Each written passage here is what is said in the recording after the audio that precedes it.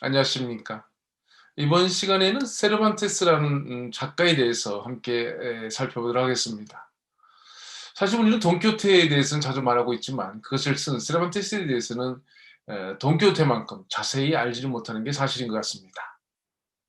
이렇게 우리는 먼저 돈키호테라는 인물을 먼저 알고 그 인물을 통해서 세르반테스를 알게 된 것 같다는 생각까지 하게 되는데요. 돈키호테가 처음 나오고 대단히 인기를 끌었던 스페인에서의 초기 상황도 지금과 별로 다르지 않았던 것 같습니다. 말하자면 돈키호테와 산초 그리고 둘신에 대해서는 사람들이 환호하고 따라하고 여기에서 말을 해서도 작가 세르반테스에 대해서는 잘 알지 못했다는 사실이죠. 사정이 이러니까 세르반테스의 삶이 어떠했는지는 물론이고 돈키호테 외에 그가 어떤 작품을 썼는지 알지 못하는 경우가 많은데요. 돈키호테는 그의 대표 작품이 있기는 하지만 다른 여러 작품들도 세르반테스가 썼음을 우리는 기억해야 될 것 같습니다. 세르반테스의 생애에 대해서는 사실 정확하게 설명할 수가 없습니다. 그가 자신의 삶에 대해서 자선적으로 기록해 놓은 것이 없기 때문인데요. 그러다 보니까 그동안 발굴된 문서들을 통해서 추측할 수밖에 없고 어떤 경우는 동명이인인 경우도 있을 테니까 역시 이런 접근 방법도 그의 생애를 정확하게 설명할 수는 없는 것이겠죠. 그의 생에 대한 또 다른 단서는 그가 쓴 작품들에 반영된 것들을 통해서 짝을 맞춰보는 방법인데요. 그러다 보니까 그가 상상을 통해서 즉 픽션적, 허구적 사실들의 그 나열을 그의 삶에다가 적용하다 보니까 역시 이것도 실제와는 다른 내용이 될 수 있는 단점이 있는 것이죠. 따라서 지금도 그의 생에 대한 논문들이 나오고 있지만은 그 어떤 것도 정확하지 않다는 점을 먼저 알고 있어야 될 것 같습니다. 세르반테스는 마드리드에서 그리 멀지 않은 알칼라 데 에나레스에서 태어났다고 알려집니다. 물론 진짜 그런가에 대해서는 다른 의견도 있지만 어쨌든 알칼라 데 에나레스에 가면 그가 태어난 집이 본인되어 있습니다. 어느 정도의 기간인지는 모르나 그가 거기서 어린 시절을 보낸 것은 사실이죠. 1547년 9월 29일에 태어난 것으로 보이는데요. 자료를 보면 그는 일곱 남매 중 넷째로 태어났습니다. 산타 마리아 라마이어로라는 성당의 세례장부에서는 1547년 10월 9일 일요일에 세례를 받은 것으로 나옵니다. 그가 태어난 9월 29일은 보통 그 미겔 성자의 날이죠. 그에 따라서 이제 그 이름도 미겔이 되었을 것으로 보이는데요. 여기다가 성을 붙이면 미겔 데 세르반테스 사베드라가 그의 전체 이름이고 성이 되는 겁니다. 아마도 사람들은 그를 미겔이라고 불렀을 겁니다. 그게 이름이니까요. 그의 아버지에 대해서는 외과 의사였다는 말이 있는데요. 잘 아시다시피 당시 외과 의사는 지금 우리가 생각하는 의사라는 개념으로 볼 수 없을 것 같습니다. 신분도 그리 높지 않았고요. 물론 돈을 많이 버는 직업도 아니었던 것 같은데 그의 행적을 보면은 꼭 의사라는 직업만을 한 게 아니라 사업을 하고 그 과정에서 파산도 하고 그래서 감옥도 가는 것을 볼 때 지금 생각하는 직업의 개념과는 달리 이것저것 닥치는 대로 했었던 것으로 보입니다. 말하자면 세르반테스의 아버지는 뭐 가난한 삶을 이어갔고 또 삶을 이어가기 위해서 도시 저 도시로 옮겨갔었던 것이죠. 외과 의사인 경우에 유대인이 많다고 말하고 있는데요. 여러 가지 정황을 분석해 봤을 때 세르반테스의 집안은 오랜 전통의 기독교 집안은 아니었던 것 같고요. 다만 유대교에서 기독교로 전향한 집안 출신이라고 추측할 수는 있을 것 같습니다.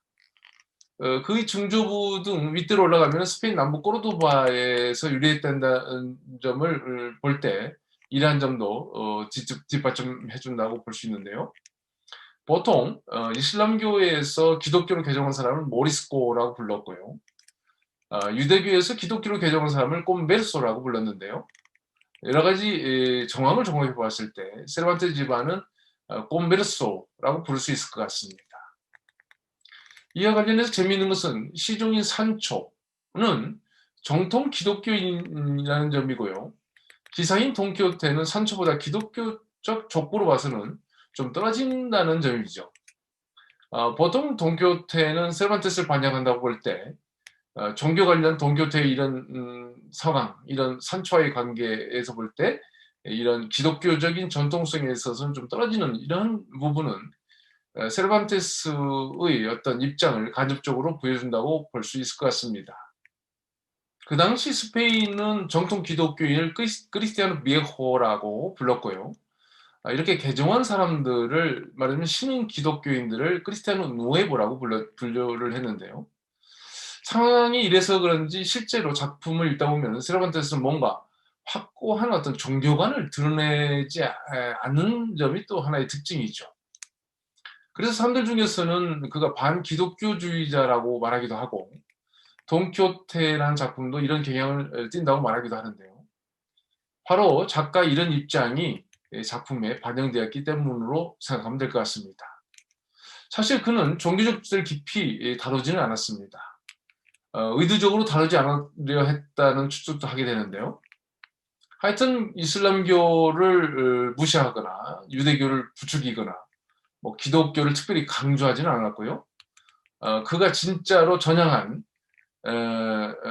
기독교인인지 아니면 비밀스럽게 유대교를 신봉하는 유대교도였는지에 대해서는 발견하기는 어렵습니다. 하여튼 이 작품 전체로 볼 때는 그는 근본적으로는 기독교인이라는 점은 우리는 기억해야 될 것 같습니다. 그의 신분 관련해서 돈키호테 2권 앞부분에는 돈키호테 1권에서 일어난 일을 산초가 그의 아내에게 말하는 장면이 나오는데요.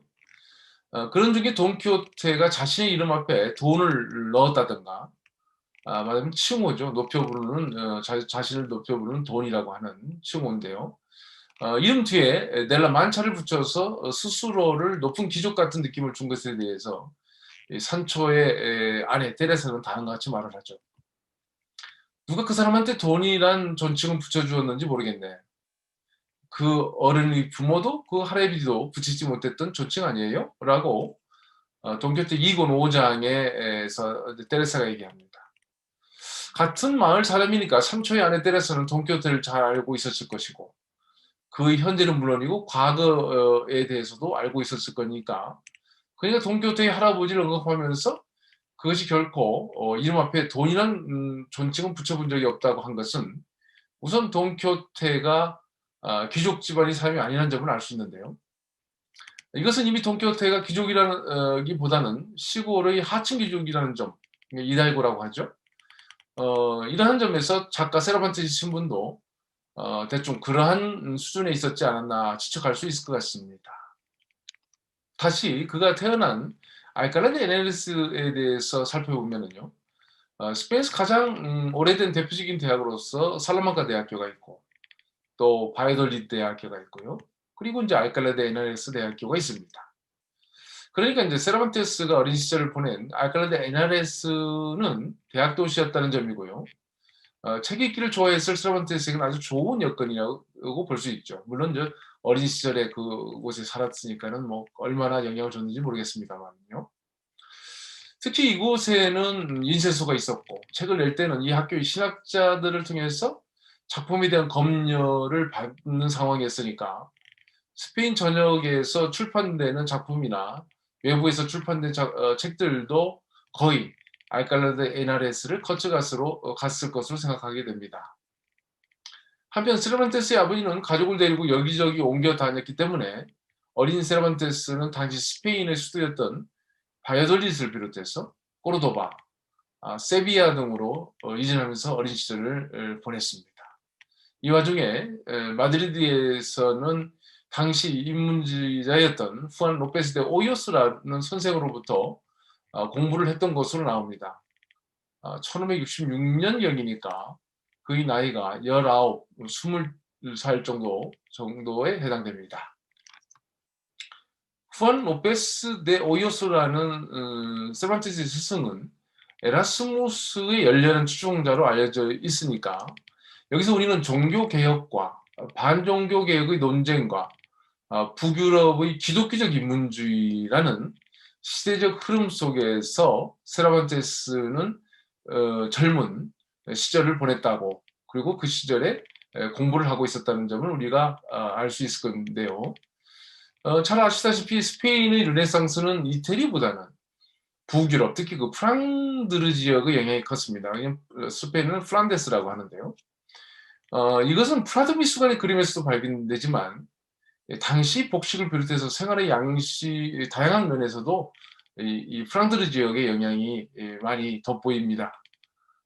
뭐 그림 같은 경우도 초기에 그 중세적 그림에서 벗어나지 못했던 스페인의 그림에 비해서 프랑드르 지역에서 온 이런 화가들이나 거기서 공부해온 스페인의 화가들을 통해서 르네상스적인 어떤 화풍이 이제 스페인에서 자리를 잡게 되는 그것을 발견할 수 있고, 또 그 합스부르크 왕가가 이제 그 스페인과 네덜란드라는 부분에 있어서는 같은 어떤 통치 지역이었기 때문에 두 지역 간에는 오히려 이태리와 스페인의 관계보다는 이 플란데스죠, 프랑드르 지역과 스페인의 관계가 더욱더 밀접한 관계 속에 있었다는 것을 우리는 알 수 있을 것 같습니다.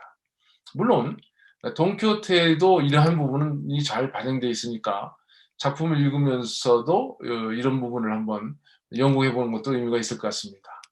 여기서 프랑드르는 지금이 벨기에지만은 1648년인가요? 그 웨스트팔렌 조약 이전의 상황을 볼 때는 이제 이 지역 전체는 네덜란드라고 보면 될 것 같습니다. 이렇게 돈키호테의 광기라는 것도 이 에라스무스의 광기의 진을 통해서 아주 잘 설명될 수 있는 것인데요. 세르반테스가 그 선생으로부터 배운 것도 이런 차원에서 네덜란드 중심의 인문지적 사고에 젖어 있었다라고 우리는 생각할 수 있을 것 같습니다. 세르반테스 스승이 어떤 호세 로페스 데 오요스가 쓴 책에는 세르반테스의 시 세 편을 실어줬는데요. 거기에 세르반테스에 대해서 그 선생은 nuestro caro y amado discípulo, 그러니까는 우리의 귀하고 사랑스러운 제자라고 기록하고 있습니다. 한편 그 세르반테스는 20살이 넘으면서 바깥 세상으로 나가게 되는데요. 그가 쓴 라 갈라테아라는 작품이 서문에 보면 1569년에 그는 로마에 있었습니다. 로마에 간 이유에 대해서는 여러 가지 추측이 있습니다만 아마도 새로운 삶을 개척하기 위해서 갔다고 말할 수 있겠는데, 정확하게 이제 확인되지 않는 자료에 따르면 그가 선생과의 다툼에서 상의를 입혀서 그런 경우에는 그 당시 그 손을 자른다든가 또는 10년간 추방을 하는 형이 있다고 했는데요. 그런 형을 받기가 두려워서 급하게 로마로 향하지 않았는가, 이런 이제 추측을 하게 됩니다. 로마로 향하면서 지올리오 아쿠아비바라는 추기경을 따라서 수행원으로 가게 되는데요. 중요한 것은 그가 이태리의 이 도시들 저 도시를 둘러볼 수 있었던 기회가 됐다는 사실과 아마도 이태리 많은 작품들을 읽을 수 있었다는 점을 이 이태리 방문을 통해서 우리는 생각할 수 있겠습니다.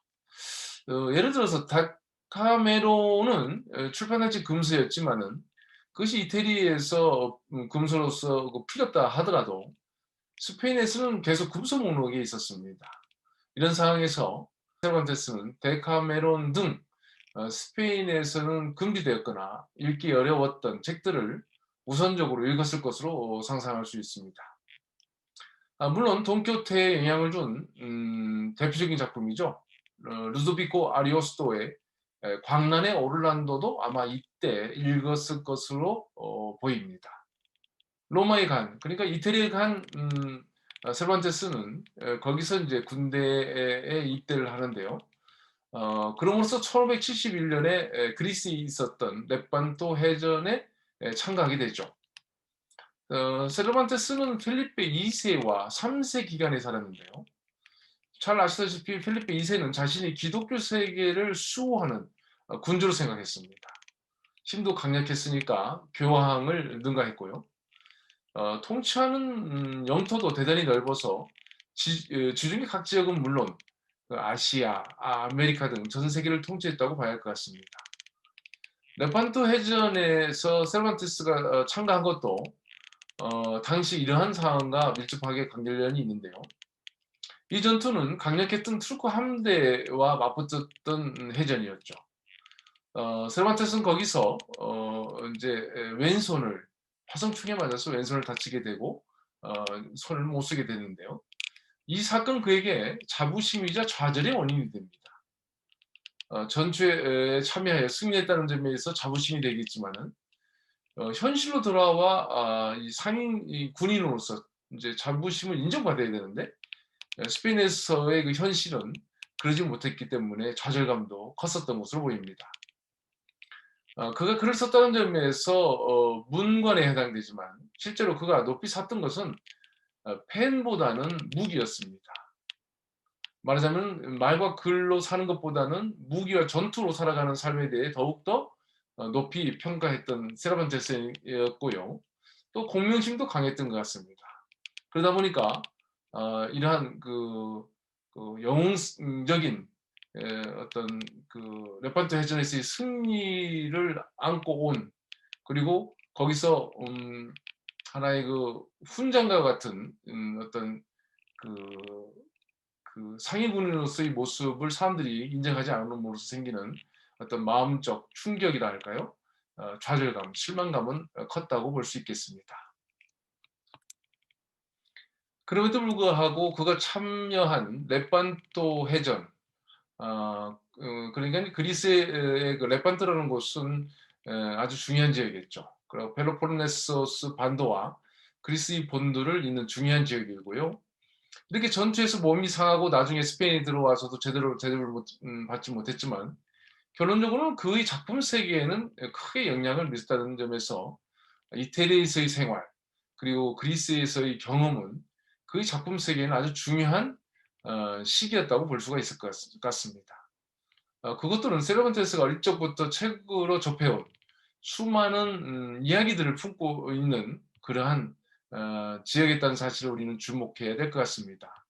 즉 그는 전투에 참여한 것은 맞지만 한편으로는 자신이 듣고 읽었던 문학과 역사의 현장을 방문한다는 의미도 분명히 있었을 것입니다.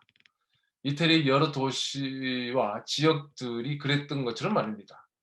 그리스의 모든 지역이 그렇겠지만 특히 아테네라든가 스파르타, 아티카, 델포이, 테베, 아르카디아, 파르나소스 등은 그가 책에서 접했던 그래서 꼭 가고 싶었던 곳이었을 겁니다.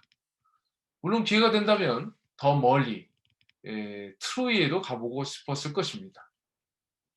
그가 쓴 파르나소스 여행은 이러한 그의 경험과 함께 만들어진 작품이라고 볼 수 있는데요. 모범 소설은 한 12개의 단편으로 이루어진 이제 작품인데요. 여러 가지 작품 중에 하나인 유리석사라는 게 있죠. 엘 리센시아도 미드리에라라는 이 작품에서 그가 이태리 이곳저곳을 다녔던 것이 반영되고 있습니다. 여기서 유리석사는 토마스라는 젊은이인데요. 그가 스페인에서 이태리 각 도시를 전전하며 이동하는 경로를 보면은 세르반테스의 행적과 거의 일치한다고 볼 수 있겠습니다. 그렇다면 돈키호테에서 돈키호테가 세르반테스의 분신이라고 보고 유리석사는 라는 이 단편 소설에서는 이 토마스라는 인물도 역시 세르반테스의 분신이라고 볼 수 있는데요. 그는 아주 재주가 있는 사람으로 등장하고요. 책을 많이 읽은 젊은이입니다. 이 토마스라는 사람은 돈 디에고라는 대장을 만나서 군대에 들어가고 이태리를 가게 됩니다. 이러한 것도 세르반테스가 군대에 입대하고 맞으면 이태리로 가고 군대에 입대하는 것과 아주 흡사한 상황이죠. 여기서 특징은 군대의 그 명부에 토마스가 등록하기를 원치 않는다는 사실인데요.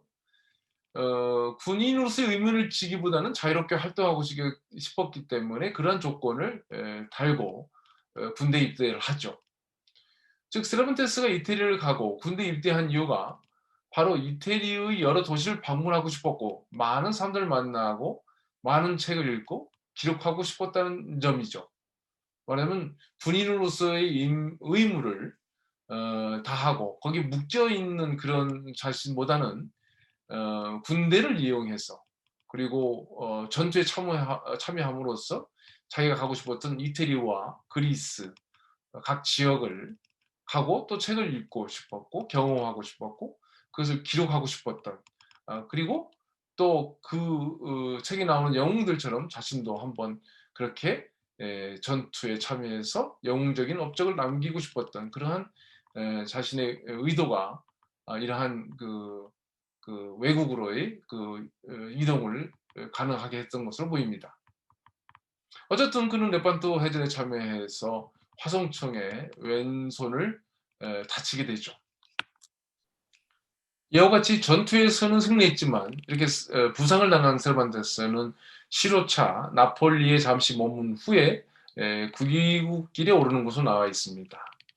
일단 여기까지 그 이동 경로를 살펴보면은 1569년에 로마를 시작으로 시칠리아, 그 다음에 밀라노, 피렌체, 베네치아, 파르마, 시칠리아, 뭐 세르데니아, 그다음 롬바르디아, 그다음에 제노바, 나폴리, 레판토, 그리고 다시 나폴리를 거쳐서 스페인으로 돌아오는 일정이죠. 그리고 바르셀로나로 돌아오는 길에 터키 해적에 잡혀서 지금의 알제리로 끌려간다는 내용이 이제 그 어떤 행적에 대한 전반적인 설명인데요.